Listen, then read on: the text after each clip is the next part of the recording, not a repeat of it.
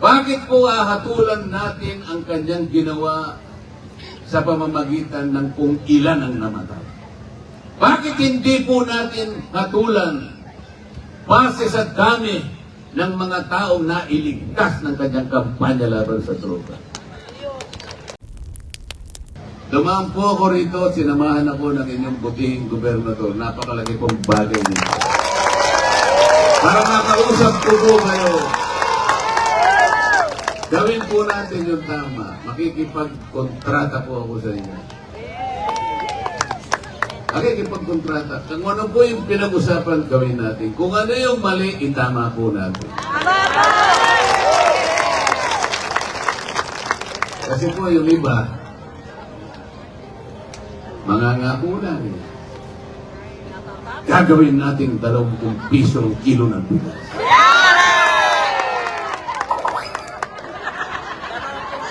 Totoo. Nangyari. Uwe. Tapos sabi niya, I will not cooperate with the ICC. Bago nangyari ito I am not going to cooperate with the ICC. I will be steadfast in my resolve not to recognize the jurisdiction of the ICC. This is an infringement of our sovereignty.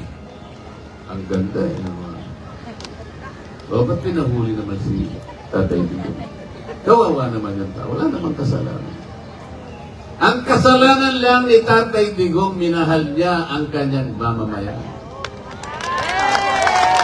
Alam niya ang panganib ng droga. Alam niya sisirain ang isang tao. Masisira ang pamilya, masisira ang lipunan. Katungkulan niya, responsibilidad niya, pangalagaan, proteksyonan, depensahan ang mamamayan. Yun po ang alam niya. Bakit po hahatulan natin ang kanyang ginawa sa pamamagitan ng kung ilan ang namatay? Bakit hindi po natin hatulan base sa dami ng mga taong nailigtas ng kanyang kampanya laban sa droga? Ilang pamilya ang natakot, ilang pamilya ang nadisgrasya, ang namasakir nitong mga taong kriminal na ito na nagsusulong sa droga. Iyon ayaw nilang tingnan. Ilang pamilya ang naging tahimik. Nagkaroon ng kumpiyansa, kahit gabi lalakad sa mga madidilim na eskinita, walang iniisip, sapagat alam nilang ligtas. Ilang milyong Pilipino ang nakinabang doon sa kampanya. Bakit hindi yun ang tinignan nila? Meron pong mamamatay talaga sapagat ang mga kalaban niya, itong nagsusulong ng droga, mga kriminal ito. Meron bang taong matino na ikasisira ng mamamayan yung kanyang gagawing negosyo? Meron bang taong matino ngayon? Ayun po eh. Ngayon, nandun po yung ating dating Pangulo. Nag-iisa. Ang kanyang kalagayan po, pangkalusugan, medyo ako po, may agam-agam ako. Huling nagkita kami March 9 sa Hong Kong. Nagkaroon po kami ng isang simpleng hapunan. Tinutulungan siya bawat pagupo, pagtayo. Nakita ko po yung maraming gamot na iniinom niya. Natapos po kami siguro ng hapunan na halos 3 oras, may konting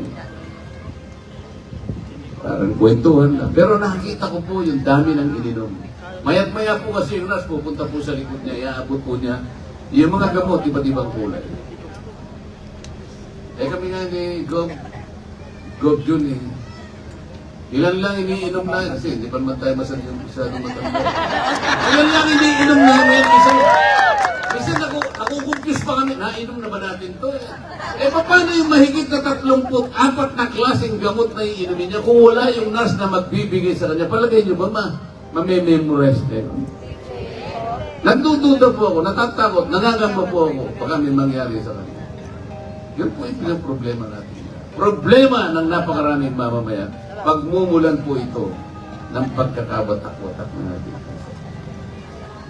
Kaya meron po kayong kapangyarihan, pumili na po kayo. Pakapili nyo na po kasi Yung aming team, meron po siyang kakayahan para pigilin lahat ng balakin ng team na ito. Ibibilaban.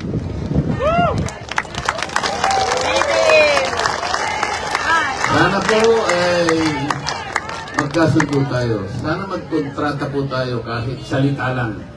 Dalawang klase naman po ang kontrata, isang nakasulat at isang salitaan lang. Ako po naniniwala ako, nagtitiwala sa mamamayan ng Zambales, lalo na dito sa Masinloc. Na kahit salita lang, pinangangatawan natin. Pinangangatawanan. Nire-respeto natin kahit salita lang. Kasi po, yung iba, nakasulat na nga sa batas. Batas na nga, hindi pa nga nire-respeto. Ang gusto ko po yung parang sabongero. Bakit ko po nasabi yung sabongero, po kayong huwag niyo pong ipagkakamali, ang ala po ninyo ay pinupromote po yung sabong dito sa Masinloc. Dito. Bawal po sa akin yung sabong, baka po ako'y matiwalag. Kaya ko lang po sinasabi yung sabong sapagkat yung sabongero, alam ni Gomito, marami isang kaibigan sa ulo. Pero merong natatanging ugali, natatanging katangian ng sabongero. Pag sinabi niya, walang kontrata, walang salitaan, walang pirmahan, senyas lang. Diba?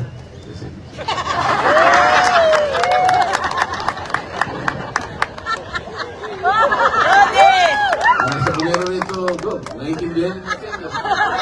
Senyas lang po, pinangangatawanan. Senyas lang po. Hindi binabaliwala. Nakatatak na, nakasulat na sa senyas pa. Hindi nga sila magkakilala. Ang layo niya. Kunwari, sa buwan po ito. O, ando po na pa. Ganun po dapat eh. Yung po dapat ang ugaling taglayin ng isang gustong magsilbi sa ating bansa. Salamat po sa inyong lahat. Napakarami po ninyo. Hindi ko po alam kung paano ko mababayaran. Wala naman po akong pang-aits na dala-dala. Uutangin ko na lamang po at unti-unti kong babayaran sa inyo sa pamamagitan ng pagsisilbi ng tapat sa inyong lahat. Nasasalamat ako doon, Governor John Agstani, at lahat po ng nandito po sa ating likuran ngayon, mga ginagalang na nagsisilbi sa bansa, sa lalawigan na Zambales ay iba't ibang mga posisyon.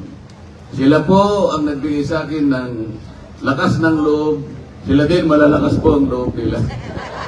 Para magkita naman tayo, magkita-kita po tayo. Gumawa tayo po ng kontrata. Okay na po ba tayo sa kontrata? Alam na po natin yung gagawin?